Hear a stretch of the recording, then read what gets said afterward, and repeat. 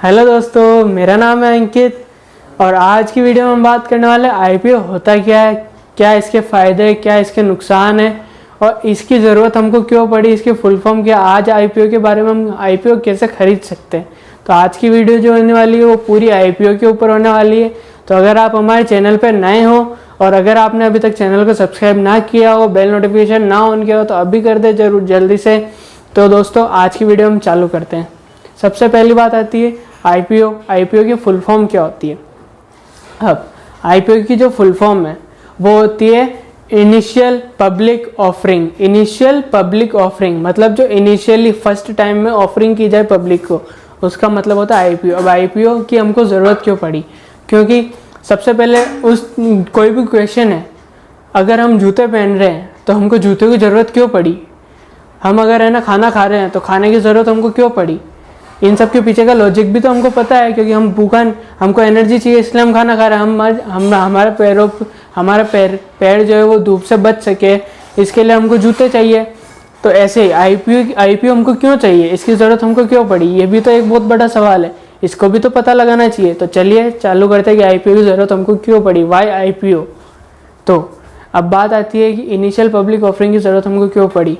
Initial public offering की ज़रूरत हमको इसलिए पड़ी, देखिए हम इसको एक एग्जांपल के थ्रू समझते हैं। जैसे कि मेरी एक कोई फार्मास्यूटिकल कंपनी है, जैसे वैष्णव फार्मास्यूटिकल उसका नाम है। अब मैं मेरे बिजनेस को चाहता हूँ कि इसको थोड़ा और बड़ा करूँ, इसको इंटरनेशनल लेवल पे लेके जाऊँ। इंटरनेशनल लेवल पे इसकी जो है मैं सेल करना चाहता हूँ। अब इंटरनेशनल लेवल पे ले जाना चाहता हूँ, पर उसके लिए मेरे को कुछ पैसे की ज़रूरत है। जैसे लेट से मेरी कंपनी की वैल्यू है अभी 100 करोड़ और अब मेरे को चाहिए 200 करोड़ और चाहिए मेरे को। तो अब वो 100 करोड़ जो रुपये है वो या तो मेरे को कोई फैमिली मेम्बर ने दे रखे होंगे उसमें बिजनेस में, या तो हम अब वो जो प्राइवेट लिमिटेड जो कंपनी है मेरी वैष्णव फार्मास्यूटिकल, उसमें किस किस के पैसे लग रहे होंगे। या तो मेरी फैमिली के लग रहे होंगे, या मेरे खुद के पर्सनल हो सकते हैं, या फिर कोई फ्रेंड होगा उसके पैसे लग रहे होंगे, कोई एंजल इन्वेस्टर होगा उनके पैसे, कोई वेंचर्स होंगे उनके पैसे लग रहे होंगे। ज़्यादा नहीं लगते इसमें। अब मैं चाहता हूँ कि 200 करोड़ और चाहिए मुझे। अब वो 200 करोड़ लाने के लिए या तो मैं कहीं से लोन ले सकता हूँ किसी बैंक के थ्रू, या मैं अपनी जो कंपनी है उसको मैं सेबी के थ्रू मैं एनएसई और बीएसई मतलब बॉम्बे स्टॉक एक्सचेंज और नेशनल स्टॉक एक्सचेंज में मैं लिस्ट करा सकता हूँ और पब्लिक से पैसा ले सकता हूँ। अब लोन लेने के दो नुकसान होते हैं। अब क्या क्या होते हैं, अगर लोन ले लिया मैंने और पता चला इंटरनेशनल पे मेरी कंपनी जो वर्क ना कर पाए, इतना पोटेंशियल नहीं हो उसमें कि वो इंटरनेशनल लेवल पे जाके एक अपना अच्छा ब्रांड बिल्ड कर पाए, वो नेशनल लेवल पे ठीक है। तो अब मेरी कंपनी तो जा रही है जैसे नुकसान में। अगर ये नुकसान में जा रही है तो लॉस किसका, मेरा खुद का। अब मेरे को लोन तो लोन होता है, अब उसके पैसे तो अपन को चुकाने ही पड़ेंगे। अब मैं पैसे भी दूंगा, उसके ऊपर से उनको इंटरेस्ट भी देना पड़ेगा लोन पे। तो अगर प्रॉफिट हुआ तो दे दूंगा और अगर नुकसान हुआ तो भी देना पड़ेगा। ये लॉस होता है हमको लोन लेने से। अब इसी तरह अगर हम एक स्मार्ट वर्क करें, हम अपनी कंपनी को एनएसई या फिर बीएसई पे लिस्ट करवा दें, तो इससे क्या होगा, जो हमारी कंपनी है वो पब्लिकली हो जाएगी। अब वो पब्लिक होने के बाद कंपनी अगर हमारी प्राइवेट से पब्लिक हो गई, उसके बाद क्या होगा, जो पब्लिक होगी हमारी इंडिया की जो पब्लिक है वो हमको पैसा देगी। अब उन्होंने हमारे स्टॉक शेयर खरीदे और हमको वो पैसा देगी।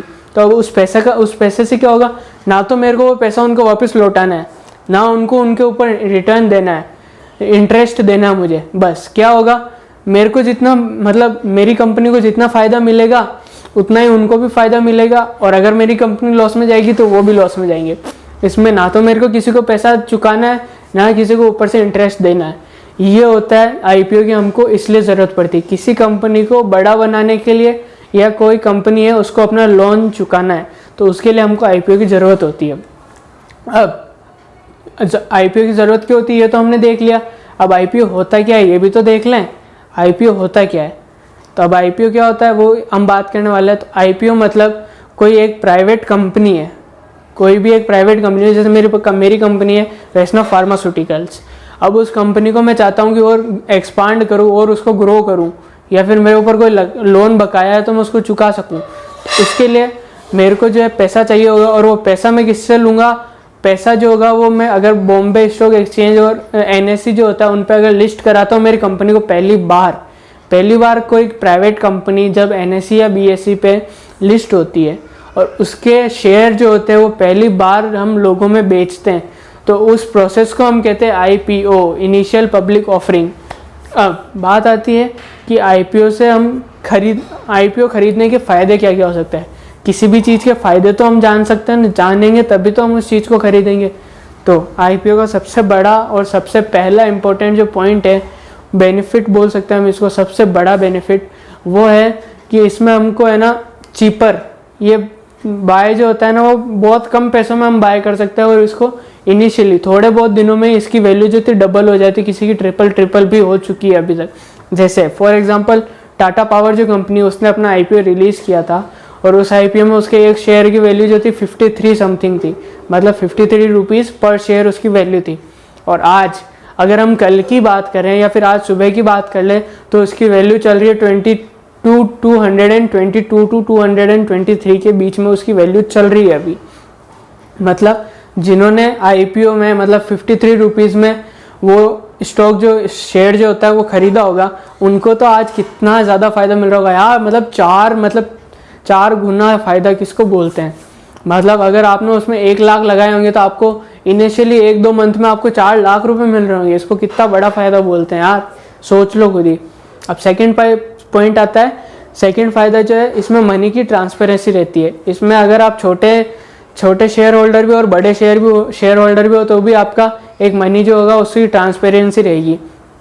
वो कैसे, क्योंकि एक डेटा होता है जिसमें ये सारी चीज़ें लिखने में आती है कि इसके पास इतने शेयर, इसके पास इतने शेयर है, तो इसमें कहीं पे घपला होने के कोई चांसेस है ही नहीं।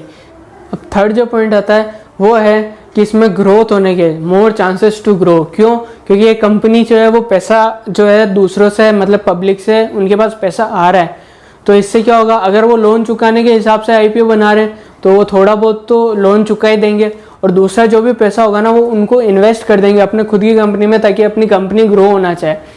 IPO का सीधा एम क्या होता है कि कोई कंपनी है उसको अगर ग्रो करना है, सीधी बात है IPO इसलिए हम लाते हैं ताकि हमारी कोई कंपनी है उसको हमको बड़ा बनाना है। अगर कंपनी बड़ी होगी तो हमारा फ़ायदा होगा, शेयर होल्डर का भी फ़ायदा होगा, ये कंपनी देखना चाहती है। अब IPO हम कैसे खरीदें?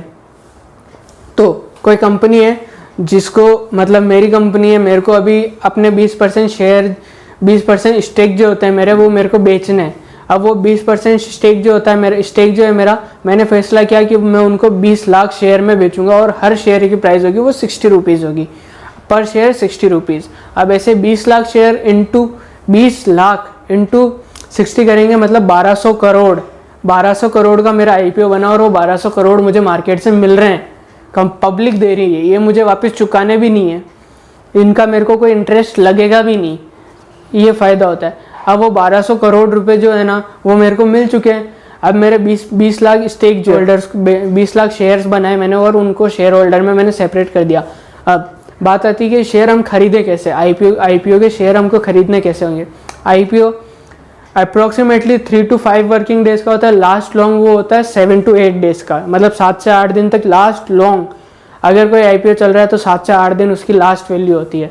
अब वो 7 से 8 दिन तक खुला, पहले दिन से 7वें दिन तक वो चलेगा, उसके बाद वो IPO बंद हो जाएगा। उसके बाद आपको जो आपको उसका शेयर खरीदना है किसी कंपनी का, तो अगर आपको देखो, जैसे अभी पेटीएम ने निकाला 18,000 करोड़ का उसका वो निकाला IPO, और कि जिसने खरीदा होगा इन 18,000 करोड़ में उनके शेयर जिन्होंने खरीदे होंगे, अब जिन्होंने शेयर खरीद ले वो तो ठीक है, अब जिन्होंने नहीं खरीदे और जो अब इनके शेयर खरीदना चाहती है, इनका IPO बंद होने के बाद वो अब स्टॉक जरोधा ऐसे जो बहुत सारे जो है ऐप, उन पे जाके अपना स्टॉक खरीद सकते हैं। पर सबसे बड़ी इनको नुकसान क्या होगा, इनिशियली जितना पैसा लग रहा था उससे अब थोड़ा ज़्यादा लगेगा। मतलब एक स्टॉक जो 60 रुपये मिल रहा था अब उनको 120, 100 रुपये, 80 रुपये इतने में मिलेगा, मतलब कुछ ना कुछ उन पे इंटरेस्ट लगेगा। और इससे किसका फ़ायदा होगा, इनिशियल पब्लिक का, जिन्होंने IPO खरीदा होगा, इनिशियल पब्लिक ऑफरिंग जिसकी हम बात करें, मतलब इनिशियल पब्लिक को जो ऑफर किया जाता है अमाउंट, उसमें उनको बहुत फ़ायदा होता है। अब बात आती है कि हम इसको खरीदे कैसे। सबसे पहले इनमें क्या बोलते हैं, शेयर्स के लॉट बनते हैं कि मिनिमम इतने अमाउंट के शेयर आपको खरीदने पड़ेंगे। जैसे किसी कंपनी ने 27 शेयर अलॉट किए कि 27 मिनिमम आपको, अगर हमारी कंपनी के शेयर खरीदने हैं तो 27 शेयर खरीदने पड़ेंगे। और आप चाहते हो कि उससे ज़्यादा खरीदो तो और 27 खरीद सकते हो आप। मतलब 27 + 27 54 शेयर आपको खरीदने पड़ेंगे। अगर आप 54 नहीं खरीदना चाहते हो, आप सोचते हो 28 खरीद लूँ, तो 28 नहीं खरीदने पाएंगे। 27 का एक लॉट होता है, वो लॉट आपको खरीदना पड़ता है। अब उस लॉट की जो भी वैल्यू होगी वो आपको पता चल जाएगी, उतना आप पे कर दोगे और फिर भी गारंटी नहीं है कि आपको वो लॉट मिल जाए, आपको वो शेयर अलॉट हो जाए। अगर वो शेयर आपको अलॉट नहीं होते तो जो कंपनी है वो आपका पैसा आपको वापस दे देगी। ऐसे ही ये होता है IPO में। आपको अगर प्रोसेसिंग करनी है तो ऐसे की जा सकती है।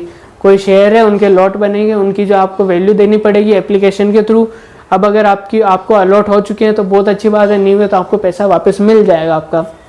अब बात आती है कि हमने ये पैसा दे दिया, हमारी कंपनी ठीक है, चल रहा है अच्छा खासा, अब हमें इसमें बेनिफिट भी मिल रहा है। बेनिफिट कितना मिलता है? तो अभी टाटा पावर ने जैसे निकाला था अपना 53, उनको तो 4 गुना मिल रहा है। बहुत सारी ऐसी कंपनियां भी हैं जो कभी कभी लॉस में भी जाती है। एक IPO अच्छा खासा उन्होंने हाइप बना ली, 1200 13,000 14,000 करोड़ रुपए ले तो लिए, पर उनकी कंपनी जो डूब जाती है, एक्सट्रीमली डूब चुकी है बहुत सारी ऐसी कंपनियां।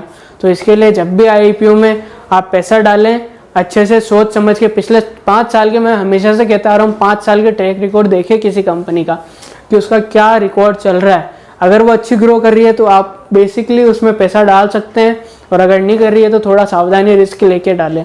बट IPO में क्या होता है कि ये थोड़ा इसमें लो रिस्क होता है और हाई प्रॉफिट होता है। तो दोस्तों आज की वीडियो में बस इतना ही।